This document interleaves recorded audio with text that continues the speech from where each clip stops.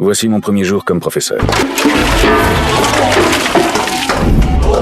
Le cours n'avait même pas commencé, que les élèves se sont déjà moqués de moi. Ils ne savaient pas que j'étais autrefois un agent d'élite. Cette classe était connue dans toute l'école. Avant moi, ils avaient déjà fait partir 22 professeurs. Malgré ça, je croyais que je pouvais les enseigner d'une autre façon. Le deuxième jour, je suis entré directement dans la salle de classe. Cette fois, les élèves étaient un peu plus calmes, mais ils continuaient à m'ignorer. Certains mangeaient, certains dormaient, et d'autres jouaient aux jeux vidéo. Le plus incroyable, c'est qu'un groupe d'élèves préparait même des nouilles instantanées dans la salle de classe. Je me suis présenté, mais personne ne m'a répondu. C'était comme s'ils n'avaient rien entendu. À leurs yeux, je n'étais qu'un professeur qui allait bientôt être renvoyé. Mais j'avais déjà préparé une surprise. J'ai pris un élastique et un morceau de craie sur le bureau.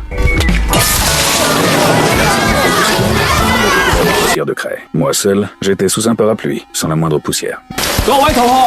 Welcome to my class. On peut dire que c'était mon premier cours. Malgré cela, les élèves n'avaient toujours aucun intérêt pour les études. Pour attirer leur attention, j'ai décidé d'utiliser une méthode différente. J'ai dit, celui qui répondra correctement à mes 3 questions pourra quitter la salle de classe immédiatement. J'ai demandé à un élève d'apporter un paquet de cigarettes. Puis je leur ai demandé de quoi une cigarette était composée. Un élève nommé John a donné la bonne réponse. Sous les regards jaloux des autres élèves, il a quitté la salle de classe. Tout à coup, toute la classe est devenue très agitée. Tout le monde voulait être le prochain à pouvoir partir. Cette scène a aussi été vue par la direction de l'école. Ils en étaient très satisfaits. Mais je n'y ai pas prêté attention et j'ai continué à enseigner à ma façon. Je leur ai expliqué les composants des cigarettes ainsi que les dangers du tabac. Petit à petit, les élèves ont commencé à écouter le cours sérieusement. Jusqu'au jour où un élève a soudainement disparu. Après mon enquête, j'ai découvert qu'il travaillait pour une organisation. Alors, je suis allé seul affronter ce groupe de criminels. Ils étaient tous des combattants professionnels de l'UFC. Quand ils ont vu que je n'étais pas grand et que je parlais très peu, ils m'ont ordonné de partir immédiatement. Mais quand j'ai entendu les appels au secours du garçon retenu prisonnier, je n'ai pas hésité une seule seconde et je suis immédiatement passé à l'action.